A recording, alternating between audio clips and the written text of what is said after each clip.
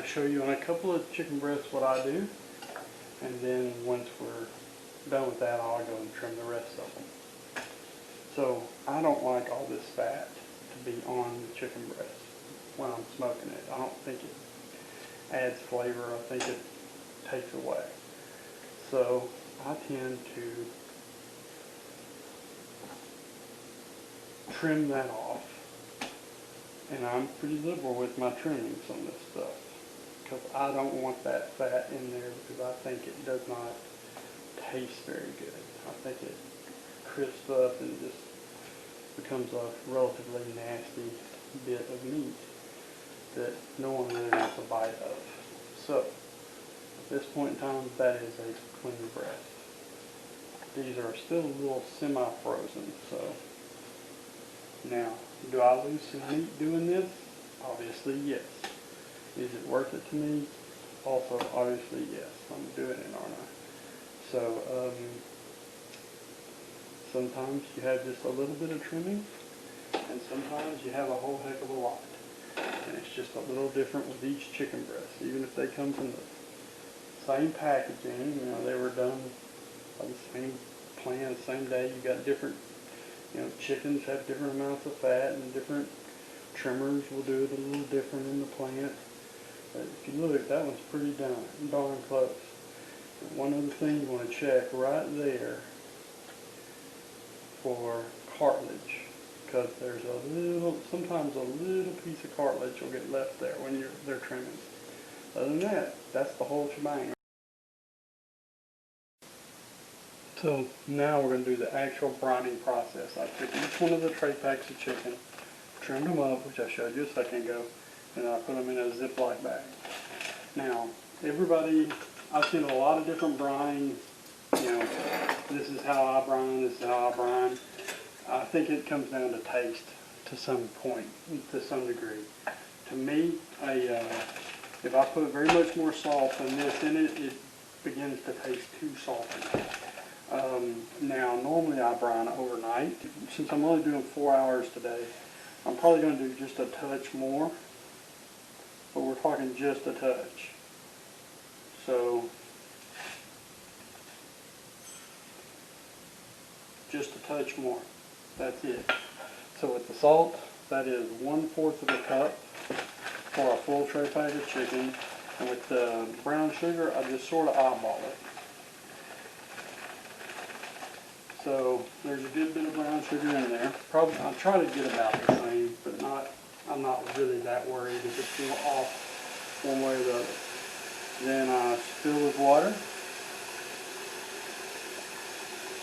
Now you don't fill it all the way to the top, but you do fill it to where it coats the chicken and then a bit more. Just trying to do. So if you look and see, you'll see there's still big salt and brown sugar deposits. And so what you're trying to do is mix it up so that the entire water looks kind of the same. We will add cherry chunks to the bottom of the grill. That'll make them last longer. We'll also put another cherry chunk on top at the end. We'll load the grill up and put in the slow roller attachment. Then we'll use a paraffin cube to start the fire.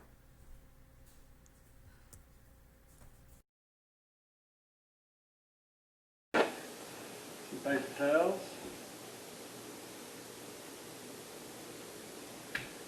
Put them lobe side up.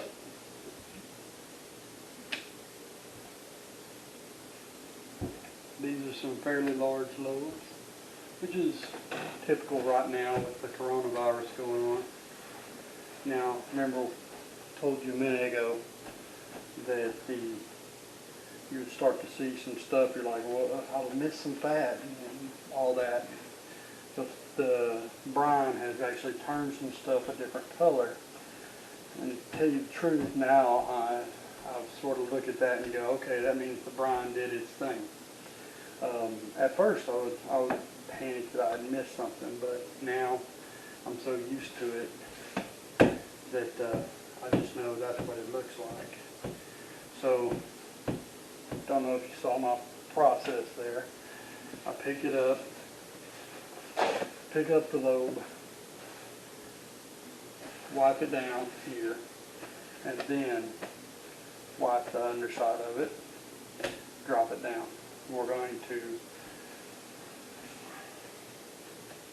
season and put the rub on the bottom first, then flip it over the top, because that's the way we're going to put it on the grill.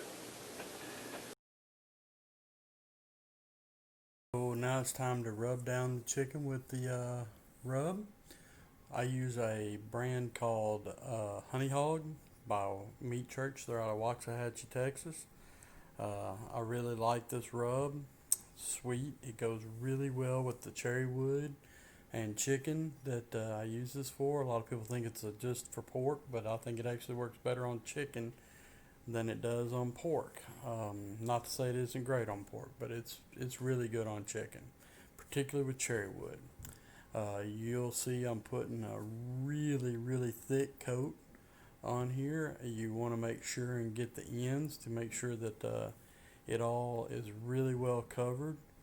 The Honey Hog has another benefit. It really will give a nice good coloration to the chicken as you're smoking it.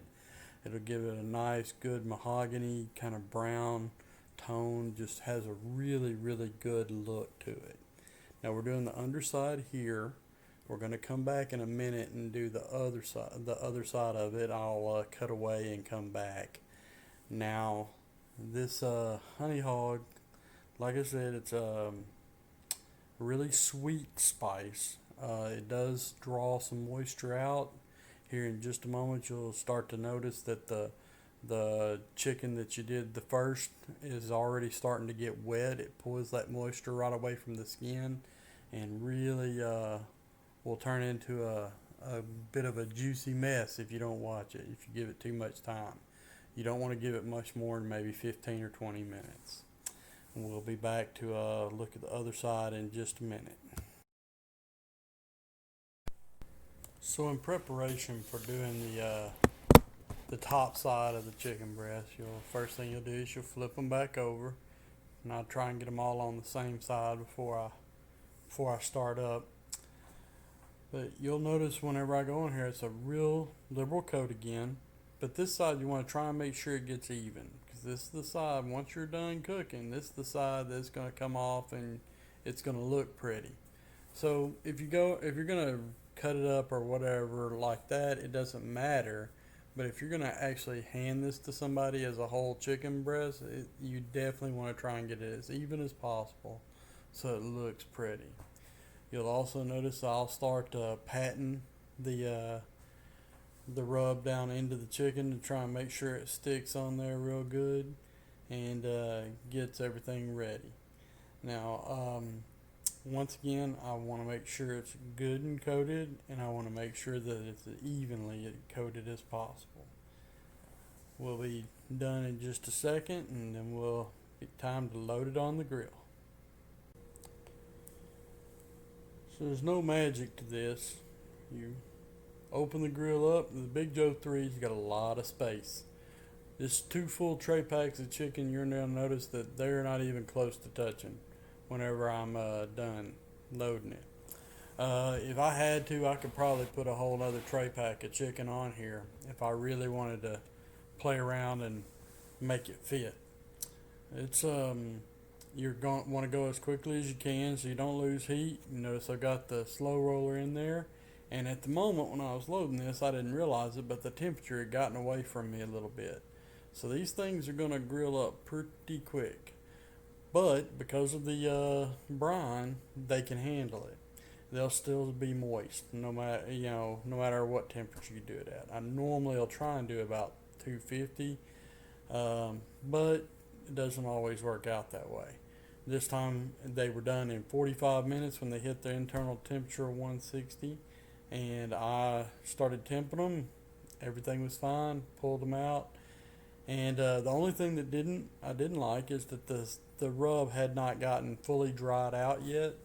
So on the next set I actually did them at about 250, and that it also wasn't drying out yet. And that's part of that's because these Kamado Joes are so efficient. So I spritzed a little bit of water on there, and that dried it. That made the rub set. Took it about 15 minutes. So I'm slicing it super thin here, about as thin as I can get it. My wife likes this on salads. Um, I'll put cheese on it and eat it for a lunch. You can do a lot of different things with it. The idea is to get it as thin as you can. You want to let it cool off for a while before you do this, so it's easier to slice and you don't lose any moisture. Let it rest. These big pieces of chicken are, they really need to come down in temperature after a minute.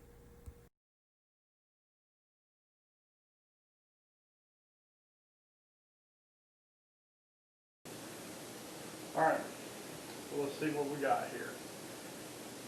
See what we're working with. This is for a event this weekend, but I figure I'll give it a little try.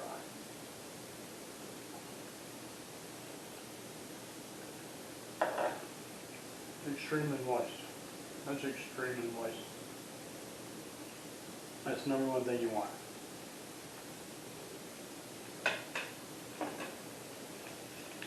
I ain't got nothing bad to say about that. I always want more smoke flavor. Always. My wife says I'm crazy.